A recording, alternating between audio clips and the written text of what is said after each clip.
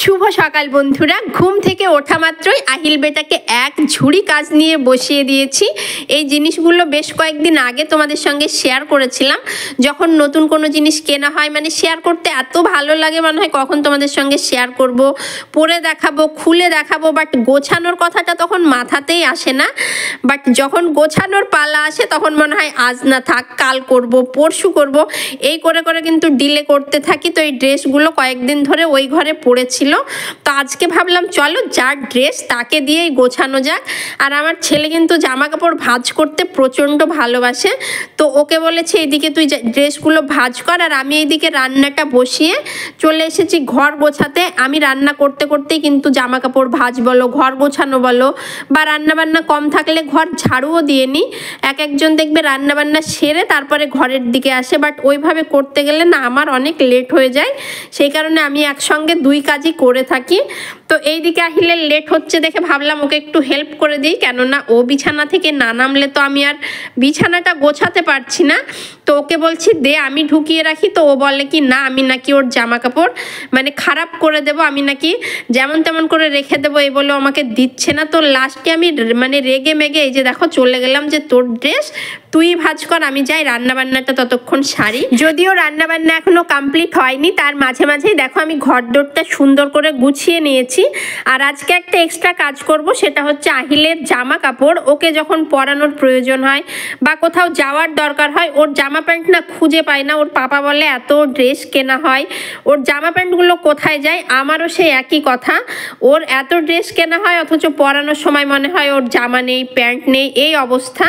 আর বাচ্চাদের জিনিস দেখবে চোখের সামনে না থাকলে কোথাও ঢুকে গেলে পরে জিনিসগুলো ছোট হয়ে যায়। এরকম আহিলের ছোটবেলায় অনেক হয়েছে, ড্রেস হয়তো দেখতেই পাইনি যে ড্রেসগুলো কোথাও ঢোকানো ছিল, তো পরে পরাতে গিয়ে দেখি যে না ওগুলো আর গায়েই হচ্ছে না।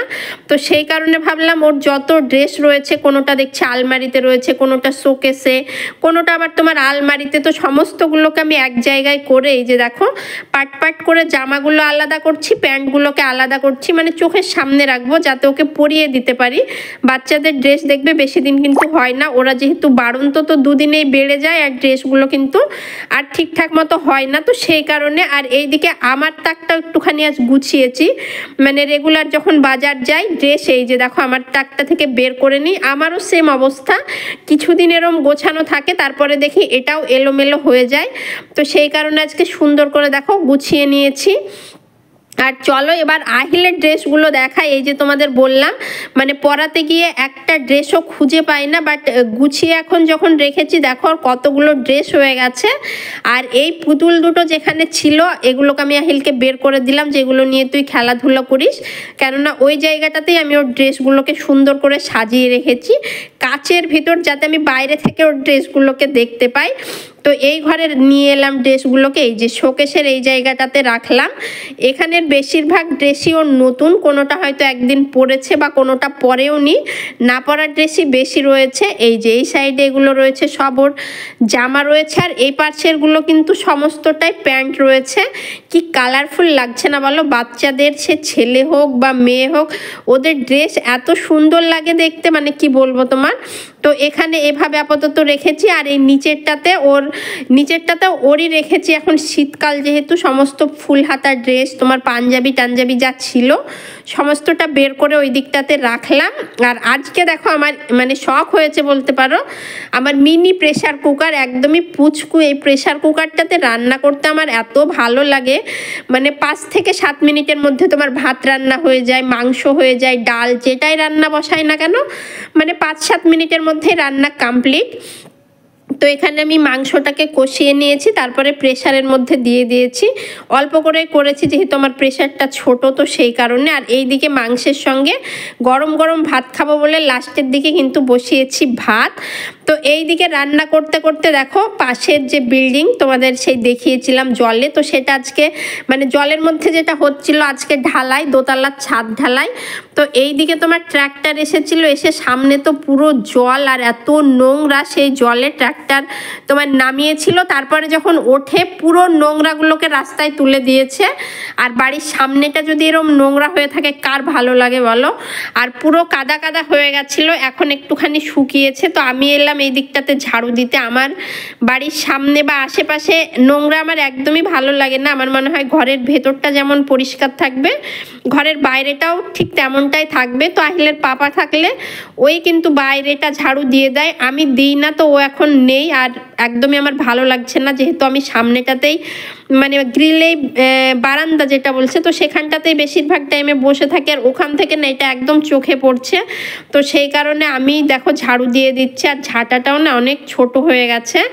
বাজারে যাই তখন মনে হয় যে না আজকে একটা ঝাড়ু নেব, বাট ভুলে যাই, তখন আর মনে থাকে না। আবার যখন ঝাড়ু দিই তখন মনে হয় ইস একটা ঝাঁটা নিতে হতো। আর এই দিকে দেখো এটা হচ্ছে আহিলের নতুন বন্ধু। তো সারাক্ষণ আহিলোর সঙ্গে আর ও আহিলের সঙ্গে দুষ্টামি করতেই আছে। তো এইদিকে ঝাড়ু দিচ্ছিলাম আর ও পাটকাঠি দিয়ে আহিলকে কিন্তু মারছিল। তো যাই হোক এই দিকে দেখো ঢালাই, মানে এত কষ্ট করে এই বাড়ি মানে দুতলা একতলা দুই ছাদি ঢালাই হলো, কি বলবো তোমার, জলের মধ্যে ওই মেশিন টেনে নামানো টেনে তোলা, আমি তো দেখি জানালা দিয়ে প্রচুর কষ্ট। আর এইদিকে আহিলের পাপাও চলে এসেছে, ও যে কাজে গেছিলো সেখান থেকে এসে গেছে। আর এইদিকে এনেছে দেখো হলদিরামের সোন পাপড়ি। তো হলদিরামের তোমার ভুজিয়া বলো, চানাচুর বলো, হলদিরামের লাচ্চা, হলদিরামের যে কোনো কিছু আমার তো খেতে কিন্তু দারুণ লাগে। আর সোন পাপড়িটাও দারুণ হয় খেতে। তো আমার আর তর্স হয়েছিল না, প্যাকেটটা হাতে পাওয়া মাত্রই কে খাবে না খাবে আমি তো সোজা নিয়ে বসে গেছি, আমি আগে খাবো এই বলে। তো দেখো আহিল আমাকে একটা থালাও এনে দিল, কেননা এটা খেতে গিয়ে না চারিদিকে পড়বে তোমার। তো দেখো আহিলকেই প্রথমে দিচ্ছিলাম, ও ছোটবেলায় যদিও খেয়েছে, তবে ও বলছে মাম্মাম এটা খেতে কেমন হয়। তো আমি বললাম তুমি খেয়ে নিজেই বলো। তো এই যে ওর রিভিউ দেখতেই পাচ্ছ, ওর পছন্দ হয়নি, ও বলছে ওর নাকি ভালো লাগেনি। তো যাই হোক আহিলের পাপা সন্ধেবেলা করে একটুখানি গেছিলো বাজার, আজকে ও স্কুল চলে যাবে। তো টুকটাক যা লাগে সংসারের সবজি টবজিও নিয়ে এসেছিল, বাট ওগুলো ফ্রিজে ঢুকিয়ে দিয়েছি, তোমাদের আর মনে নেই আমার দেখাতে। আর তার সঙ্গে এনেছিল তোমার কলা, ম্যাগি, আর এইদিকে ডিম। ডিম প্রত্যেকবার পাতা ধরেই নিয়ে আসে, বাট এবারে দেখছি খোলা 10 পিস মতো নিয়ে এসেছে। আর যেটা মাস্ট আনতেই হবে সেটা হচ্ছে ফ্রেন্ডসের বিরিয়ানি। এটা আহিলের পাপা যেদিন স্কুলে যাবে আহিলের জন্য এটা কিন্তু চাই। তো এখানে আমি যেহেতু আজকে রান্না করেছি মাংস, তো সেই কারণে এনেছে তোমার আলু বিরিয়ানি। আর আমি এটাই বলছিলাম যে এখানে চিকেন কেন, ওর পাপাকে ওটাই জিজ্ঞাসা করছিলাম। চিকেনও একটুখানি চলে এসেছে। তো যাই হোক চলো আজকের ভিডিওটা এখানেই শেষ করছি, দেখা হবে নেক্সট কোনো ভিডিওতে। ততক্ষণ পর্যন্ত ভালো থেকো, সুস্থ থেকো, টাটা।